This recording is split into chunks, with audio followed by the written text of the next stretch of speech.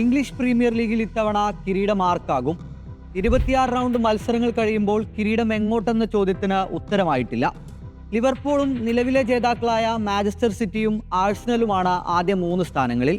മുന്നിലുള്ള ഓരോ മത്സരവും ടീമുകൾക്ക് നിർണായകം.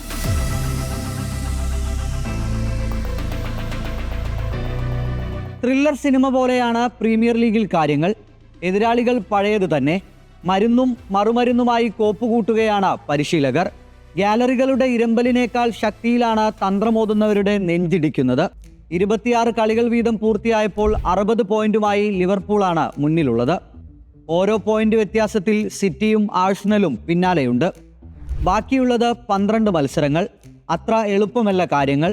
ഒരു തോൽവിയോ സമനിലയോ പോലും കിരീടം നഷ്ടമാക്കും. ലീഗിലെ അട്ടിമറി സാധ്യതകൾ ഏതാണ്ട് അവസാനിച്ചു. കണക്ക് പുസ്തകത്തിൽ കുഞ്ഞന്മാരായ ടീമുകളും വമ്പന്മാരും തമ്മിലുള്ള പോയിന്റ് അന്തരം കുറഞ്ഞു എന്നതാണ് കിരീട പോരാട്ടം കടുപ്പിച്ചത്.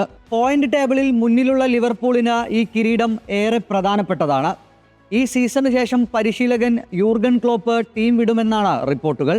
അങ്ങനെയെങ്കിൽ കരബാവോ കിരീടത്തിനൊപ്പം പ്രീമിയർ ലീഗും നേടി ക്ലോപ്പിന് രാജകീയമായ യാത്രയപ്പ് നൽകുക എന്ന ലക്ഷ്യം ടീമിനുണ്ട്. സൂപ്പർ താരങ്ങളുടേതടക്കമുള്ള പരുക്കാണ് വെല്ലുവിളി. മുൻനിര ടീമാണെങ്കിലും EPL കിരീടത്തിൽ ഇതേവരെ ഒറ്റത്തവണ മാത്രം മുത്തമിടാനേ ലിവർപൂളിനായിട്ടുള്ളൂ. അവസാന 5 മത്സരങ്ങളിലെ കണക്കെടുത്താൽ 4 ജയവും 1 സമനിലയുമാണ് മാഞ്ചസ്റ്റർ സിറ്റിയുടെ സമ്പാദ്യം. അവസാന ലാപ്പിൽ മിന്നുന്ന പ്രകടനത്തിലൂടെ പൊരുതിക്കയറുന്നതാണ് സിറ്റിയുടെ രീതി. ഹാളണ്ടിന്റെ മടങ്ങിവരവും മൈതാനം നിറഞ്ഞു കളിക്കുന്ന ഫിൽഫോർഡിന്റെ മികവും പെപ് ഗാർഡിയോളയുടെ പടയ്ക്ക് അനുകൂല ഘടകമാണ്. 3 തവണ കിരീടം, 7 തവണ 2ാം സ്ഥാനം. ഇതാണ് ആഴ്സണലിന്റെ പ്രീമിയർ ലീഗിലെ നേട്ടം. സീസൺ അവസാന ലാപ്പിലേക്ക് പോകുമ്പോൾ ഒടുവിൽ കളിച്ച 5 മത്സരവും വിജയിക്കാൻ ആഴ്സണലിനായി. അതും എതിരാളികളുടെ വല നിറച്ച്. ഇനിയുള്ള മത്സരങ്ങളിൽ വിയർക്കേണ്ടി വരിക മാഞ്ചസ്റ്റർ സിറ്റിക്കാണ്. Liverpool, Manchester United, Brighton, Arsenal, Tottenham ടീമുകളെ നേരിടണം.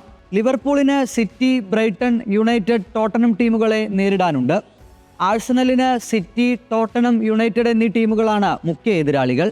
ഇത്തവണ ഉറപ്പിക്കാവുന്നത് ഒന്നു മാത്രം: പ്രീമിയർ ലീഗിന് പുതിയ കിരീടാവകാശികൾ ഉണ്ടാകില്ല.